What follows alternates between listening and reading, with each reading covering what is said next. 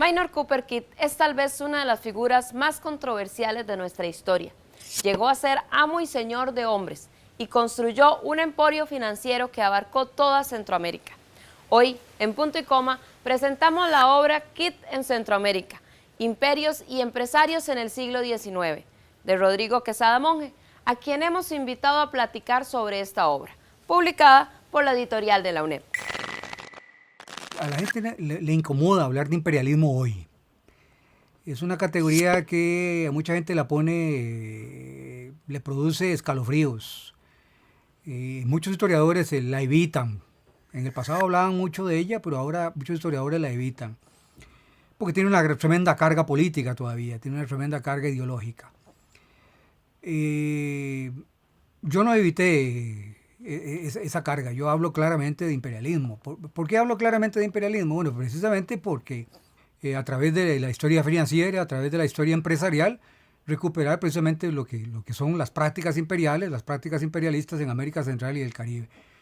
Tanto así como que la United Fruit Company, por ejemplo, participa directamente de golpes de Estado en América Central, por ejemplo, contra uno de los primeros gobiernos populares, podríamos decir, del hemisferio, que es el gobierno, por ejemplo, popular en Guatemala, el periodo que va de 1944 a 1954, antes de la Revolución Cubana, por ejemplo, que es un gobierno precisamente saboteado y finalmente tumbado, precisamente en colaboración con la United Fruit Company, precisamente la empresa fundada por Minor Kidd.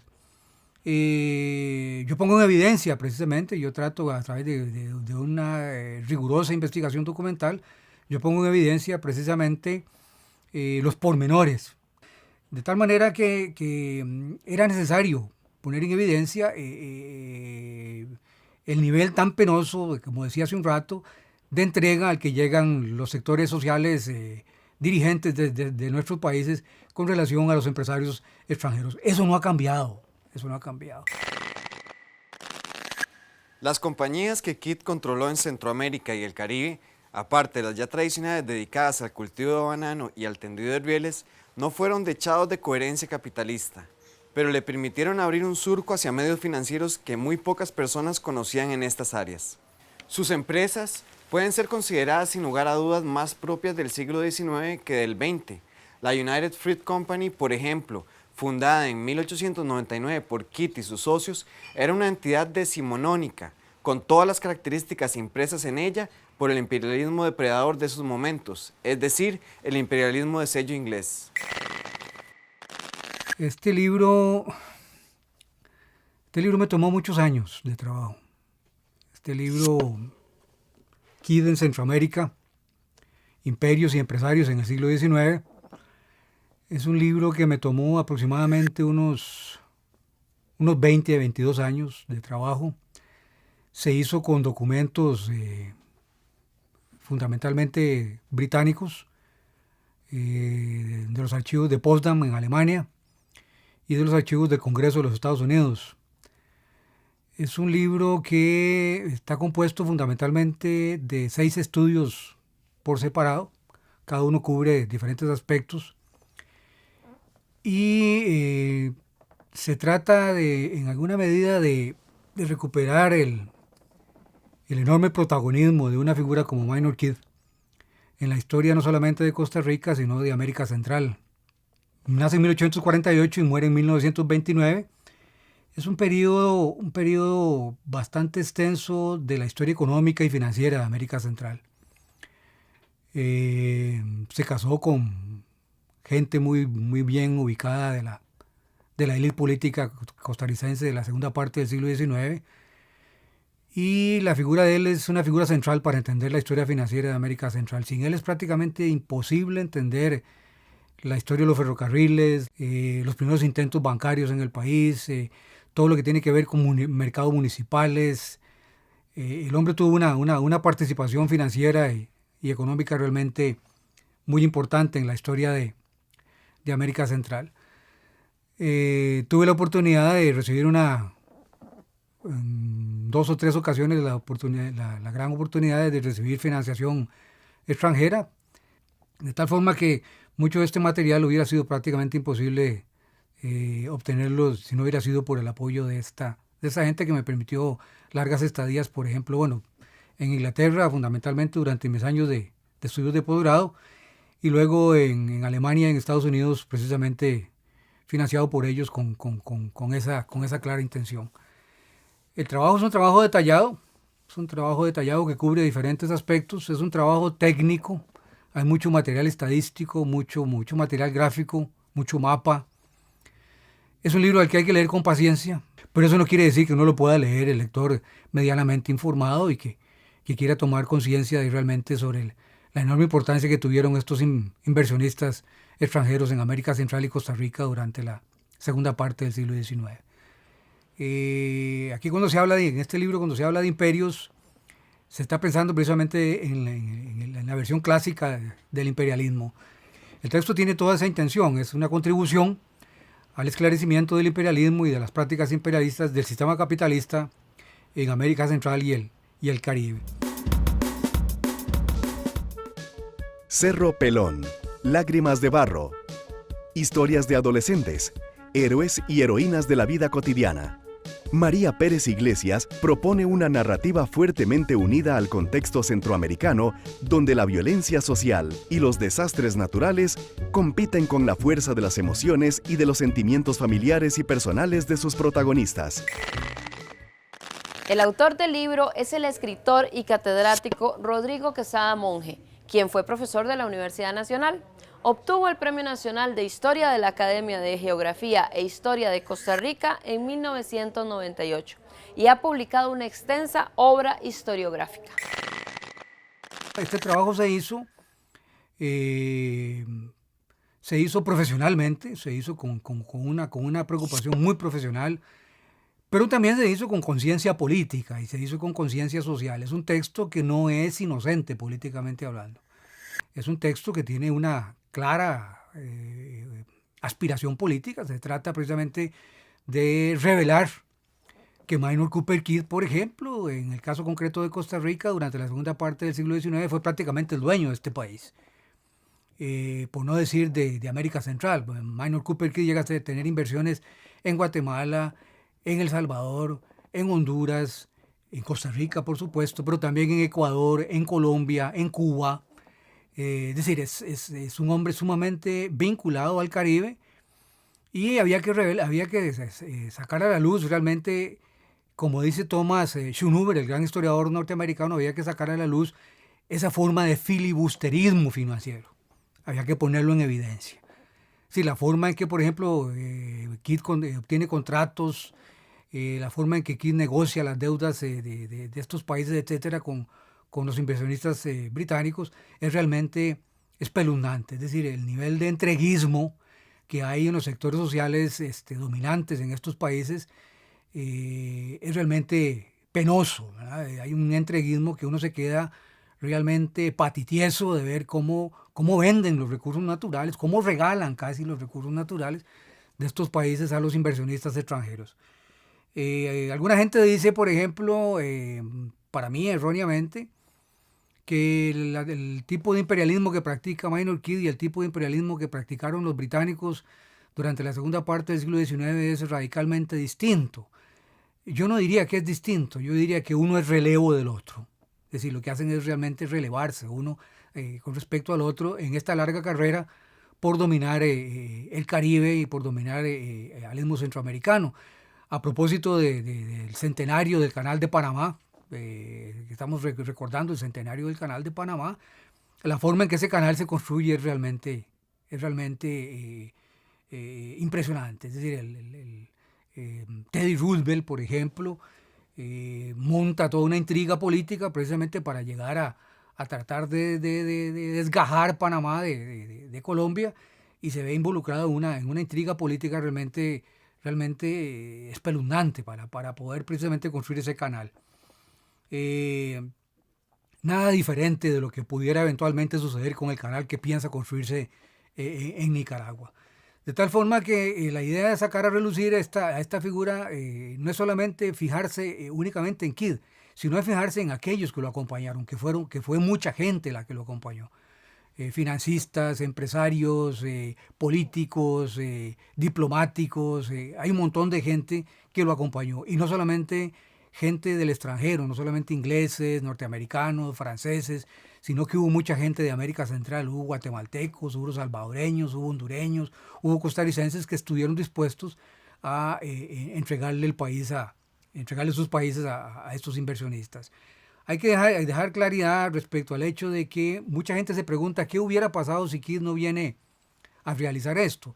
Esa es una pregunta completamente inútil, no tiene ningún sentido. Los historiadores no trabajamos con ese tipo de preguntas, sino los historiadores no trabajamos con lo que pudo haber sido y no fue. No, nosotros los historiadores trabajamos con lo que sucedió, con lo que se dio. Y lo que se dio fue esta situación tan tremenda. Mucha de la herencia de Kidd aún se siente en nuestro país, ¿verdad? Mucha de esa herencia, en lo que respecta, por ejemplo, a la forma en que Costa Rica conduce su política exterior, mucha de esa influencia de Kidd todavía tiene un peso específico muy denso sobre la historia económica y financiera de este país, ¿verdad? En comparación con lo que hacían los alemanes o los franceses en otras partes del orbe bajo su control, uno se da cuenta de que Kidd no se salió del estilo empresarial desarrollado por los ingleses en su imperio. De ahí que le resultara tan fácil hacerse siempre de socios británicos, tal como lo indica la conformación de las juntas directivas de todas las compañías establecidas por Kidd en esta parte del mundo. Con este criterio, Kidd emerge como un empresario de transición entre el viejo estilo imperial inglés, sustentado en la simple depredación, y el nuevo introducido por los norteamericanos después de 1898, apoyado en la diplomacia, las cañoneras y el saqueo.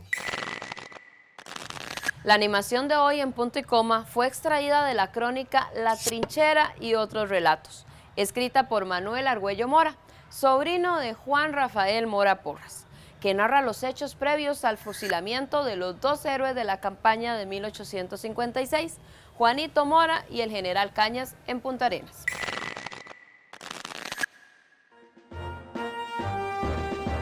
Y al hundirse la nave, todos los moribundos exclamaron: ¡Viva Costa Rica! ¡Viva Mora! El valor más que heroico, sublime, que los costarricenses desplegaron en esa ocasión, causó tal admiración al enemigo que mandó echar todos los botes al agua, con orden de tomar a la fuerza a los náufragos. Así lo hicieron, y una vez a bordo se les recibió con verdadera ovación, pues entre los hombres que seguían a Walker había unos sujetos de corazón y aún de muy buena educación, que siendo pasajeros en el istmo, habían sido forzados a tomar las armas. Se trató a nuestra gente mejor que a sus propios soldados, y al llegar a tierra se les puso en libertad. Vendiendo las joyas de la abuela, políticas culturales e identidad nacional en Costa Rica, 1990-2010. Andrés Mora y Rafael Cuevas abordan los cambios culturales que se suceden en Costa Rica a partir de la aplicación de las políticas neoliberales y la afirmación del proceso de globalización desde la década de 1980 hasta nuestros días.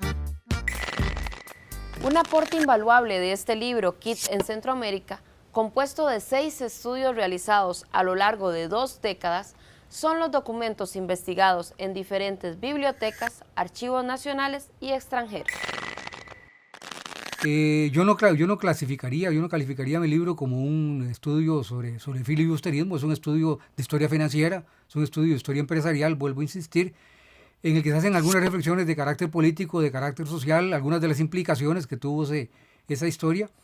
Pero para ir al detalle precisamente de la herencia de filibustera, yo recomendaría los trabajos de Iván Molina, recomendaría los trabajos de Víctor Hugo Acuña, recomendaría los trabajos de David Díaz, por ejemplo, los trabajos de Eugenia Rodríguez, y los trabajos de Argüello, por ejemplo, en Nicaragua, para poder tener un cuadro más completo sobre esto, porque la investigación sobre este tema ha desarrollado una sofisticación realmente importante.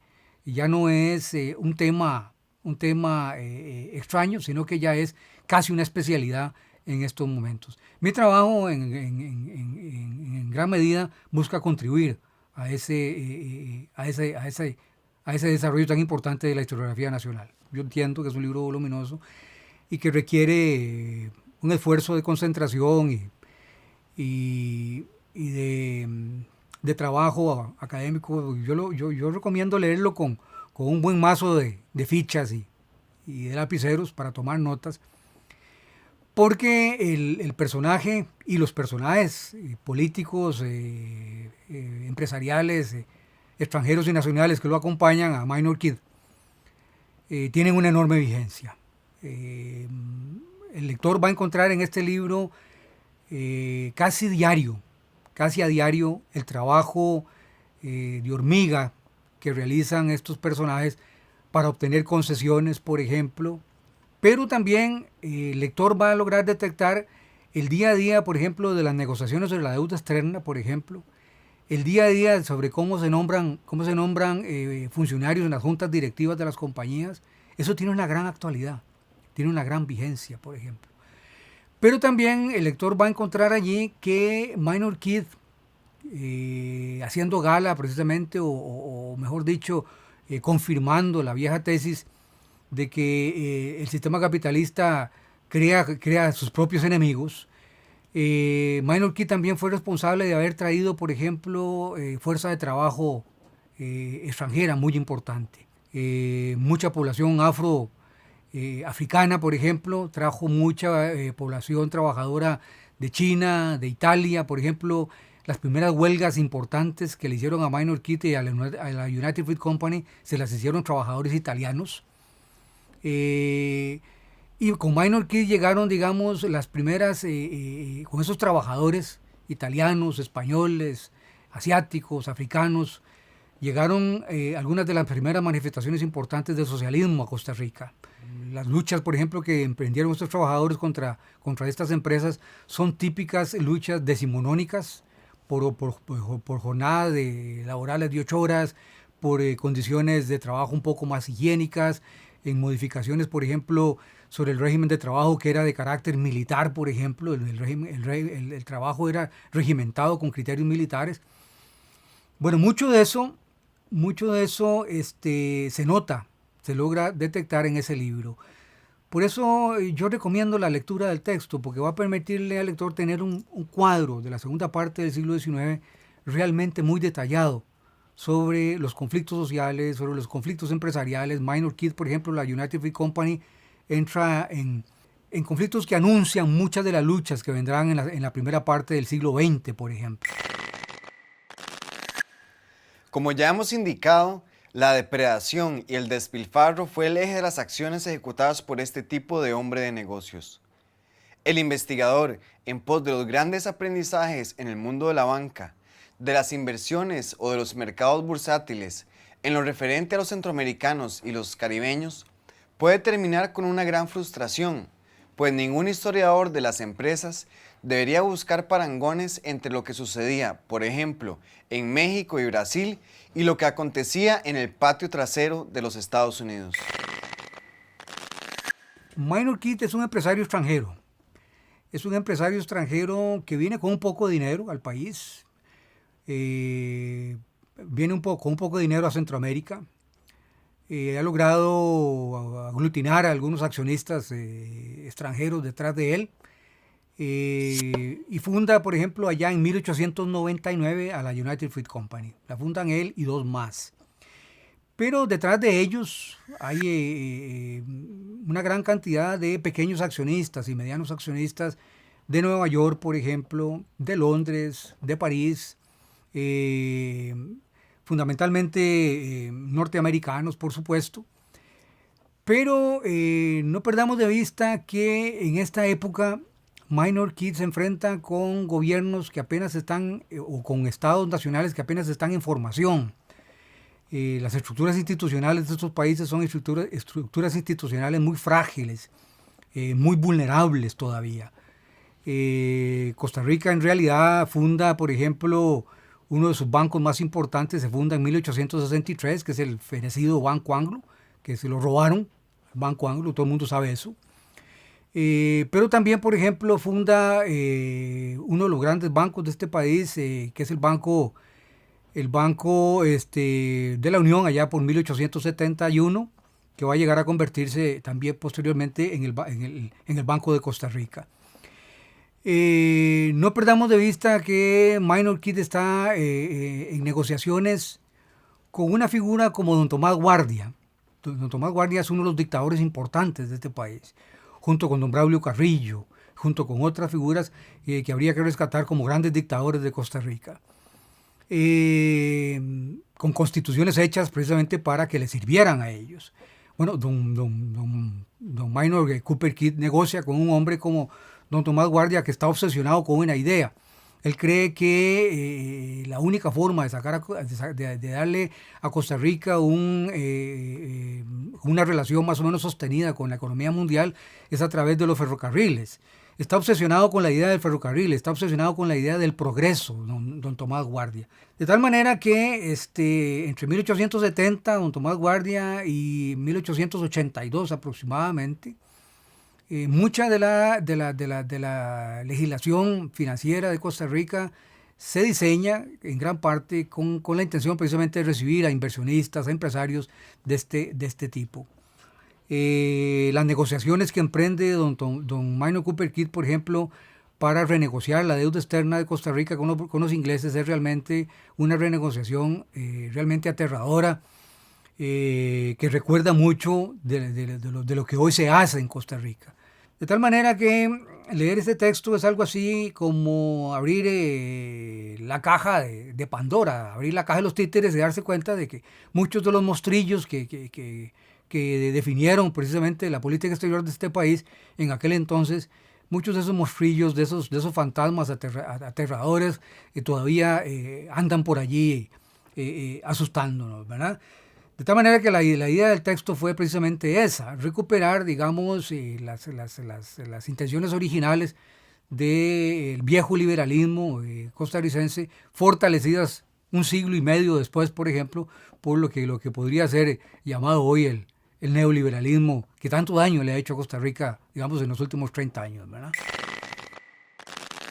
En la obra Keith en Centroamérica, imperios y empresarios en el siglo XIX, se describe el día a día de compañías y empresas inglesas y norteamericanas que influyeron en la formación económica, social y política de varias naciones centroamericanas. Está en las librerías de la UNED. Hoy grabamos desde el Museo Nacional en el centro de San José.